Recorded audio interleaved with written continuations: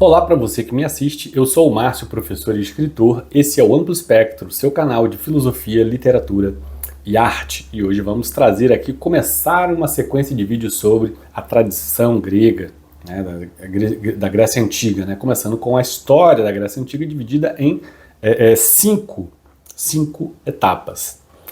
Vamos, nesse primeiro vídeo, apenas dar uma visão geral dessa história, apresentando quais são essas 5 fases da história da Grécia Antiga e as suas características no campo social, cultural, artístico, histórico, enfim. Então é uma análise muito breve e geral, ampla, vista de cima, dessas 5 fases da história da Grécia Antiga. Já nos vídeos subsequentes, poderemos trazer cada uma dessas fases históricas de forma mais detalhada. É isso aí. Vamos começar então aqui a história da Grécia Antiga. Vamos começar com a leitura do texto que eu obtive da inteligência artificial falando sobre esse tema. Aqui está um resumo da história da Grécia Antiga dividida em principais fases e características. Então a fase número 1, a primeira fase da história da Grécia mais remota, que se deu 20 a 22, né, antes de Cristo, né, ou seja, 2000 anos, né, antes de Cristo, veja que coisa. O chamado período pré-homérico. Por que esse nome? Porque Homero é o grande poeta, né, produtor da Odisseia e da Ilíada. Ele vai ser um marco, né, dentro da história. Claro que é importante que se diga isso, né? O marco que a gente usa Homero na análise da história da Grécia Antiga, ela é muito mais um marco moderno, né? Para nós modernos estudando a história da Grécia Antiga, usamos Homero como marcador de tempo. Os próprios gregos tinham, sobretudo os períodos finais da civilização grega, usavam outros critérios para marcar o tempo. O Homero estava também entre eles, não era necessariamente o principal. Um desses usos de marcos temporais eram as Olimpíadas, né? Eram usados muito... um marco que não era progressivo, eternamente progressivo, porque se resetava a cada nova Olimpíada, você dizia quanto tempo, quando que a gente vai marcar isso? Tantos dias, tantos anos depois da última Olimpíada, né? E assim era mais ou menos, ou às vezes períodos entre guerras também, né? Entre guerras do Peloponeso, guerra contra a Pérsia, às vezes as guerras também eram usadas, períodos políticos também, regimes políticos eram usados como maneiras de você, sobretudo na análise histórica da própria época, pelos seus historiadores como Tucídides ou Heródoto, né?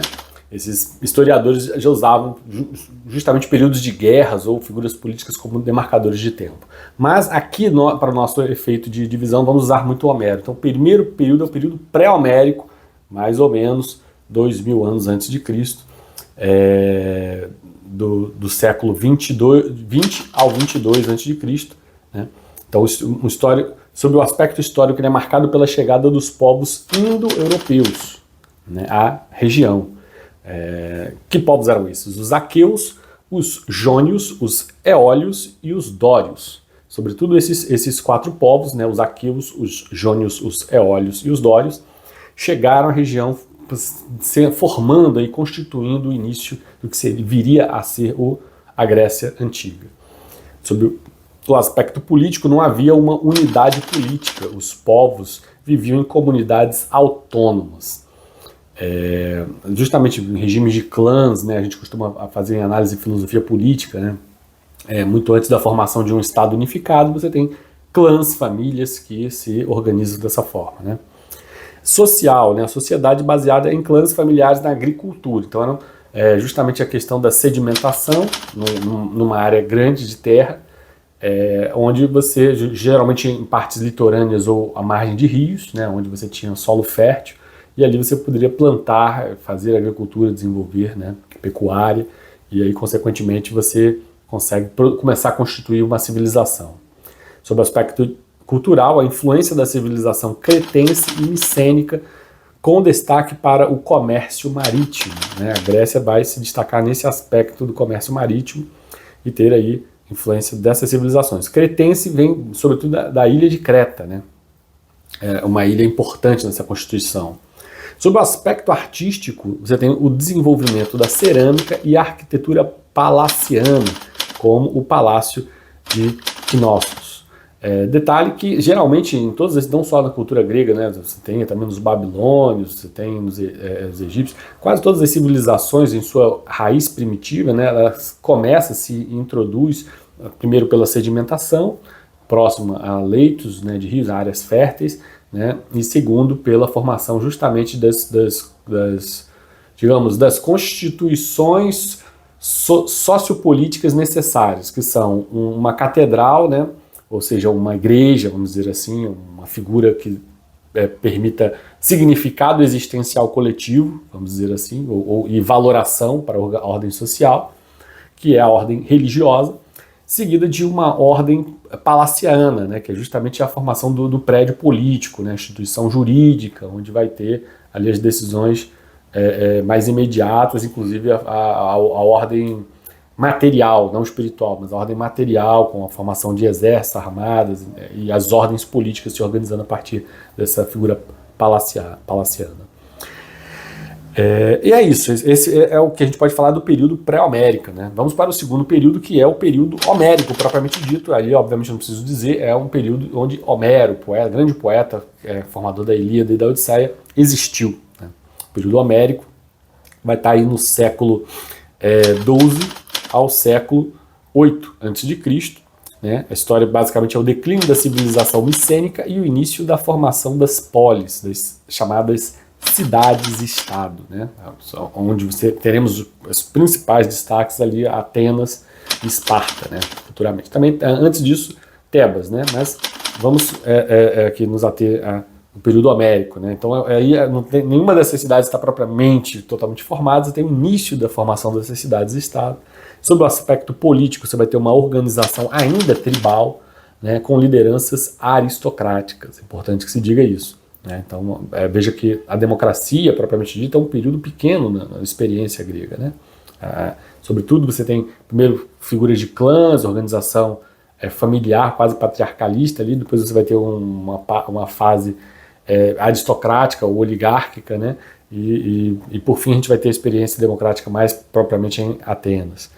Socialmente falando, no período homérico, né, ainda um período muito remoto, importante que se diga isso, a gente está aqui nas primeiras fases da organização da civilização antiga da Grécia, né, na parte social você vai ter uma sociedade baseada nos oikos, né, unidade familiar, com forte influência dos guerreiros. Sobretudo, não preciso dizer, isso vai se repercutir e influenciar muito Esparta. Esparta não vai se libertar dessa inclinação beligerante e organizacional sob o ponto de vista militarista, né. Então os oikos são unidades familiares com forte influência dos guerreiros. Culturalmente, transmissão oral de mitos e lendas. E aí vem a importância, né, indelével do poeta Homero, porque justamente nessa transmissão de mitos e lendas você vai ter as duas grandes obras dele, a Ilíada e a Odisseia. Né? A Ilíada fazendo alusão ali à tomada das ilhas, da ilha de Troia, né? A ocupação da ilha de Troia por parte dos gregos, a guerra contra a Troia, e a Odisseia, que é o grande retorno de Ulisses à sua própria casa, que é o general Ulisses voltando, vivendo as aventuras, né, todas de Ulisses para retornar ao final da guerra. E aí você vai permear todas essas histórias com um número infindável de mitos. Homero teve esse capricho de incluir na obra dele o imaginário da sua sociedade, que nos foi legado, e hoje nós podemos, graças a Homero, estudar esses mitos, muitos mitos que foram inclusive depois, posteriormente, por filósofos usados aqui ou ali, ou mesmo poetas, ou enfim, tragediógrafos, né, usaram muito esses mitos para alegorizar as suas obras. Né. E, sob o aspecto de vista cultural, você tem, como eu falei, né, eu já tinha falado, né, a transmissão do Homero sob o ponto de vista artístico, o desenvolvimento da poesia épica e da escultura rudimentar. A poesia épica, ela vai ser uma poesia que exorta heróis. Então você vê que o início, nos primórdios de uma civilização, há essa necessidade de heróis, de criar uma figura inalcançável, em que todos tentam se inspirar nesses valores para tentar urdir, desenvolver essa civilização. Pois bem, vamos para a terceira fase, o período arcaico. O período arcaico é um período que vai do século VIII ao século VI a.C., né? E veja, a gente fala aqui antes de Cristo porque, como eu falei, né, a nossa contagem temporal aqui é posterior, muitos séculos e milênios depois, a gente usa o nosso marco zero para delimitar qual o tempo lá, mas não era esse o tempo que eles tratavam lá. Seja como for, o período arcaico, sob o aspecto de vista histórico, se caracteriza pela expansão da polis e a colonização do Mediterrâneo. Então é onde a Grécia começa a desenvolver um arcabouço mais de império, né? Não sei se você sabe disso, os gregos, eles consideravam quem não fosse grego bárbaro, né? Isso vai se repercutir a posteriori com a civilização romana, né? A gente aceita, tende a compreender isso com mais facilidade quando se fala de Roma. Quem não for romano é bárbaro. Mas a Grécia, muito antes de Roma, já praticava essa forma de entendimento, né, cultural, de que quem não era grego era, na verdade, bárbaro. E essa expansão começa a acontecer, expansão das cidades e a colonização de áreas adjacentes, sobretudo ali ao redor do Mediterrâneo.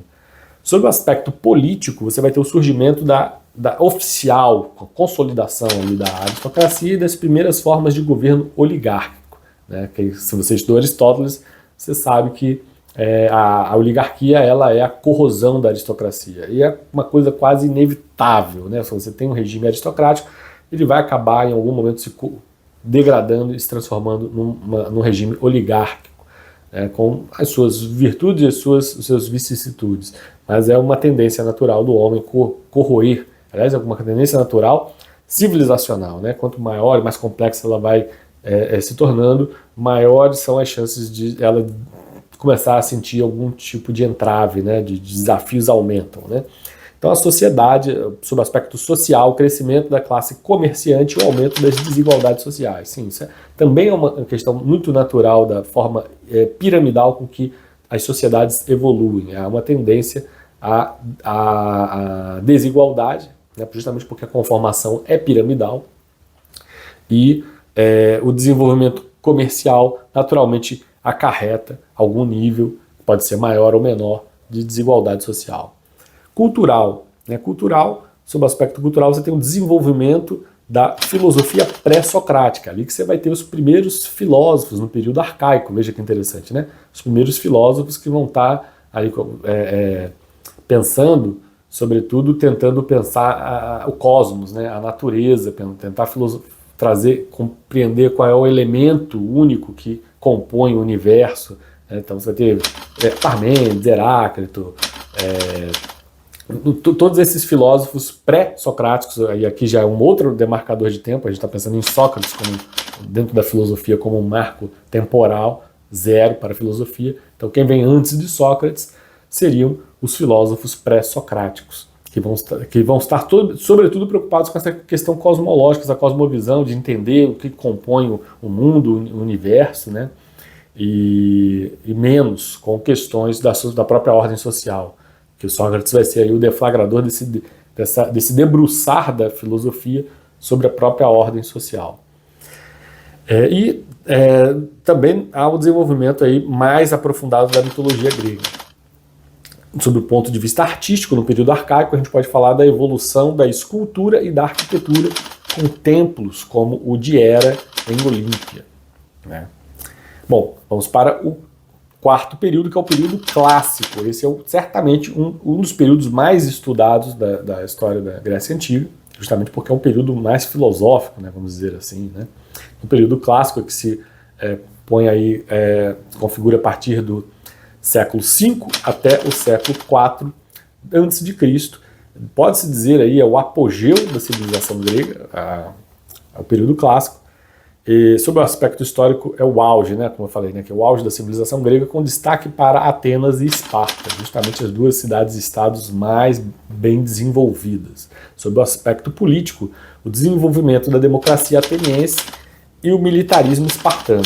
Então você vai ter Atenas como um símbolo da mente grega, né, da capacidade de produzir filosofia, da capacidade de produzir artistas, da capacidade de produzir intelectuais, políticos, uma organização política que vai influenciar futuramente, né, inclusive nos influencia até hoje, né, o ideal democrático posto ali em Atenas. E do outro lado, uma visão mais militarista, tradicionalista, espartana, né? O Esparta vai ser uma civilização menos cerebral, mais braçal, né? Mais guerreira, né? Vamos dizer assim. Sob o ponto de vista social, a sociedade dividida entre cidadãos. Começa a ideia de cidadania, né? Sobretudo em Atenas. Metecos, que são os estrangeiros e escravos. Então vai começar a ver essas divisões mais claras dentro da sociedade, né? Você tem estrangeiros, escravos e mulheres que geralmente não tinham nenhuma influência política, nenhum direito a voto, nada disso. Quando a gente fala escravos, é importante que se diga que não dissociar isso da visão que a gente costuma cultivar de escravidão, sobretudo pela questão da escravatura africana, né, dos descendentes de africanos trazidos para cá, para as Américas, que foram uma escravidão muito mais violenta e agressiva. Na Grécia, alguns escravos tinham, para não falar dos escravos que chegaram a produzir propriamente filosofia, né, alguns escravos eles viviam quase como um membro agregado à família, né? Não havia aquela coisa da chibatada, enfim. Mas, ainda assim, eram escravos, eles não tinham a liberdade de viver como cidadãos autônomos indivíduos, são quase servos, né, daquela família. Sob o aspecto de vista então, social, essa divisão dos verdadeiros cidadãos, né, e aqui é interessante, mais na frente eu vou falar sobre isso, né, sobre essa questão da cidadania propriamente dita. Culturalmente, a gente pode falar os avanços da filosofia. No período clássico é onde você vai ter Sócrates, Platão e Aristóteles, que são os mais estudados e mais celebrizados autores de filosóficos, né, da toda a Grécia Antiga. E na dramaturgia você vai ter ali os tragidiógrafos, sobretudo ali o Ésquilo, o Sófocles, né, e mais posterior o Eurípides. Sobre o aspecto artístico, você vai ter a construção de templos como o Párteno, né? Uma construção mais complexa e refinada, né? Além do refinamento, a escultura e a pintura. Então você vai ter ali o ápice, né, da produção artística grega.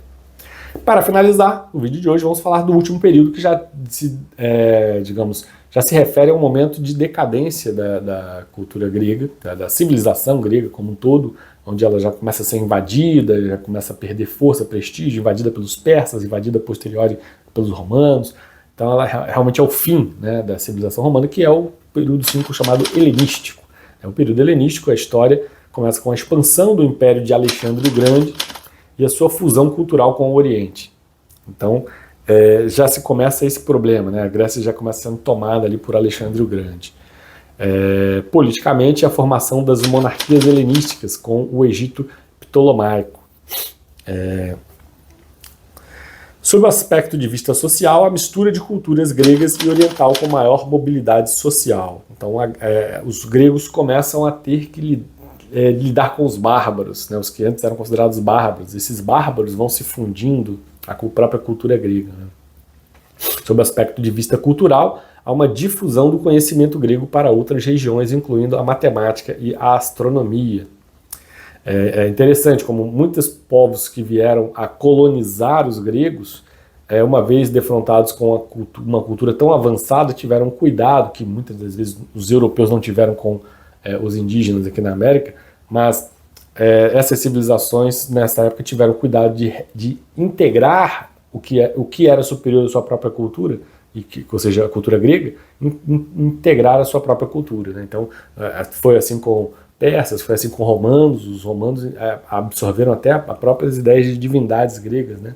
A arquitetura também foi muito tomada, imitada, né? Os romanos importaram muito, apesar de serem belicamente superiores e estarem ali dominando o território, se renderam à cultura grega, no que a cultura grega tinha para oferecer de melhor, superior. Então, sob o aspecto de vista cultural, essa difusão do conhecimento grego para outras regiões, né, que não ficou mais concatenado só naquela região, as fronteiras começaram a ficar mais abertas, permeáveis, e isso difundiu matemática, astronomia, filosofia, arquitetura, religião para vários outros povos, né. Sob o ponto de vista artístico, o estilo artístico mais expressivo e dramático, como visto na escultura Laoconte e seus filhos. Então, sob o ponto de vista artístico, a esse estilo mais expressivo. Aliás, sob o aspecto do drama, né, de ser mais dramático, todo o período helenístico é um período muito de conformidade, conformação com a inequívoca ideia de degradação, inequívoca ideia de fim, de finitude, né? Você vai ter a filosofia estoica que está voltada para esse aspecto, a conformidade, o epicurismo vai estar também nessa época. Então, o período helenístico ele vai render muito uma ideia de conformidade do homem a uma realidade trágica, né? Uma realidade inescapável. Por isso, é bem característica do período helenístico. Os cínicos estão aí, os céticos, veja, toda a filosofia, muita parte da filosofia. Eu considero uma boa filosofia essa filosofia, uma filosofia sóbria, né? Que não se encanta demais, tal qual os clássicos faziam. Sócrates e Platão, com seus idealismos, Aristóteles apostando firme no ideal civilizacional. O helenístico não, ele vai começar a dizer, cara, não é bem assim, as coisas dão errado. É isso, gente. Não me alongarei. Essa aqui foi uma ideia geral, um plano geral que eu só dei aqui sobre esses 5 períodos. Não convido você a assistir o próximo vídeo imperdível. Vamos falar especificamente aqui do período pré-homérico. Vamos falar só dele, e por isso poderemos detalhar mais, né, trazer mais detalhes interessantes sobre esse período. Não perca esse vídeo de forma nenhuma. Antes de fechar, falar aqui da R4 Informática, conheça o portfólio, você que tem um negócio aqui, um negócio virtual, e quer realmente ir para um patamar profissional, não pode deixar jamais de ter integrar a sua rotina o uso da plataforma do Google Workspace, né, que é implementado aí em parceria com a R4 Informática, que vai estar intermediando sua relação com o Google e favorecendo a celeridade dos seus negócios, do seu processo. Autoprofissionalismo, conheça aqui, clica aqui embaixo no campo de descrição, a gente tem o site da R4 Informática, você vai conhecer o portfólio de produtos deles. Não me alongando muito mais, então fica o convite, não perca o próximo vídeo, que é justamente aí um vídeo onde você vai ver a primeira fase, né, dessa história, que é o período pré-homérico. Mas também convidar você a conhecer lá os nossos cursos, ver aqui no campo de descrição, atualizando os nossos cursos que nós oferecemos e a nossa área de membros, né? Quais são as vantagens de você ir lá na Hotmart e conhecer o nosso trabalho lá. É isso aí, gente, não perca o próximo vídeo, período pré-homérico, fica o convite aí, não perca, um abração, até a próxima.